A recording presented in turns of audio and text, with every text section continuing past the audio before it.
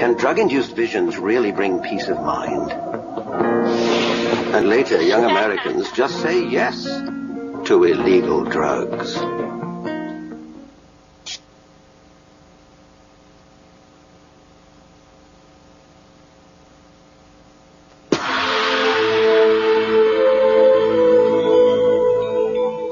Bodies and spirits purified, the seekers are ready to meet the shaman who will guide their drug journey. He's known as El Maestro. Everything about this experience is terribly controlled. These cultures are not being reckless with these substances. They are, indeed, with all these procedures, recognizing their great power and their great danger, and their great benefit when properly used. The San Pedro cactus is merely another hallucinogen, without Juan Manuel. In his role as maestro, he manages the drug's effects and keeps users on course. It has the most force in the heart of it. All my patients take it, but there are some who can't. If you don't have faith, your body won't feel it. El Maestro is a hands-on shaman. To lead the ritual, he consumes a bigger dose than anyone. Twice a week for 47 years, he's taken vast quantities of San Pedro. He believes this takes him to a spiritual realm, where he can change the lives of those who seek his help. Once he's boiled the cactus pulp into a thick broth, the ritual can begin. The very magical idea that drugs can put us in touch with a transcendent, powerful reality that opens us up to new worlds that we didn't dream seems to be the very opposite of our own use of drugs, which is really to calm us down, to restrict our consciousness, to limit our access to what is beyond.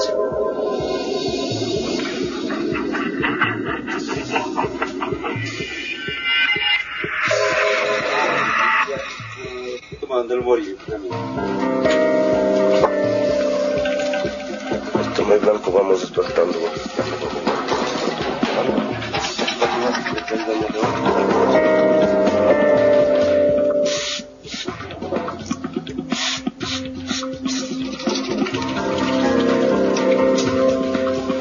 Its effects resemble those of lysergic acid diethylamide, LSD.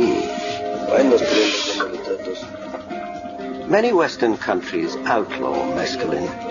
Peru allows its use only in religious rituals. El Maestro decides who can take San Pedro and how much. Jose takes his dose. Within minutes, the drug kicks in. Not all its effects are pleasant.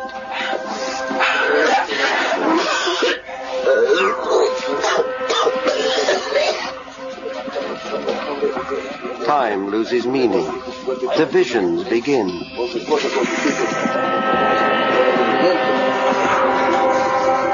Their spirits leave their bodies, carrying problems and worries.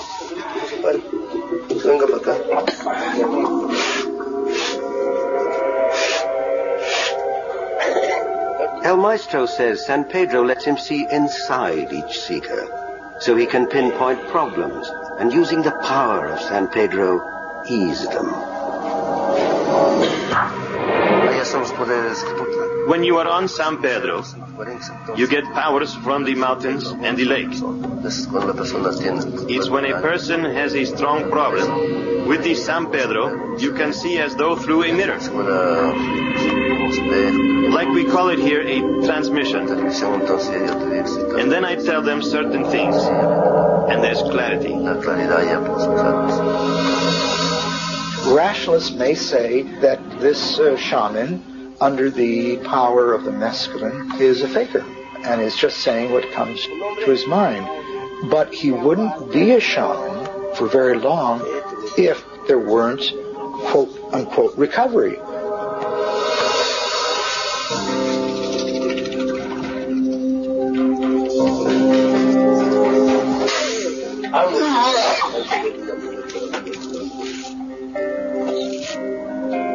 During the 8-hour high, the pilgrims weave between exhaustion and exhilaration.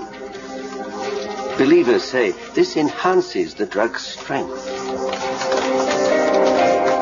The trip ends at dawn, when the seekers can return to their lives, their faith in themselves restored. And now we come to the power of belief. I believe I can make a better life as a shoemaker than as whatever I was before. And because I believe, with the support of the shaman, I do it. Using the insight of San Pedro, El Maestro told Jose a curse on his house had ruined the bakery. So Jose and his wife are going to move elsewhere to grow rice. Well, now we are content, happy, because everything is faith. We go with faith because we can't begin all over again. Taboo will return in a moment.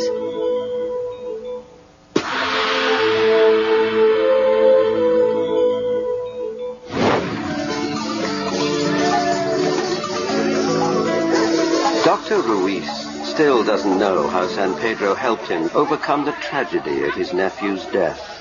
But he believes in his experience and thinks that rather than condemn mind-altering drugs, governments should try to learn from cultures that have been using them for thousands of years. I believe that this taboo shouldn't exist. There should be, above all, a relationship of cordiality. That is, learn from what they know, and they can learn from what we know. Atop his mountain, El Maestro offers wisdom and guidance, plus access to a powerful drug.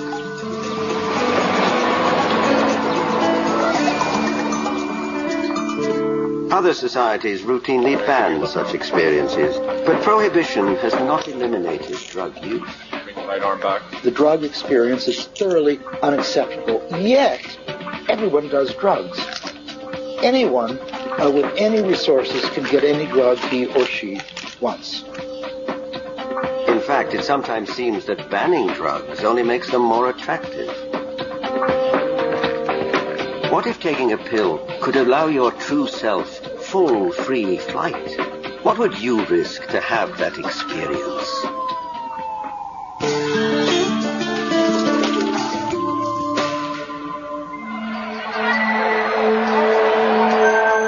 Far from the Peruvian Andes, another ritual begins. Fueled by youthful energy, thumping rhythms, and an outlaw drug whose admirers praise its capacity to break down barriers. It's a rite of passage, but it's an illicit rite of passage.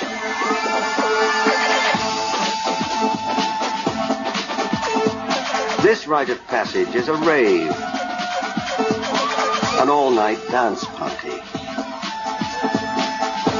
And the drug is methylene dioxymethamphetamine, better known by its initials MDMA, or as Ecstasy. In Washington, D.C., capital of a nation that claims to lead a war on drugs, thousands of young people define their culture with scenes like this. Across the world, countless ravers liken themselves to 60s-era hippies. They espouse a mantra they call PLUR, peace, love, unity, and respect. For some, a rave without ecstasy would be like the Woodstock Music Festival without acid.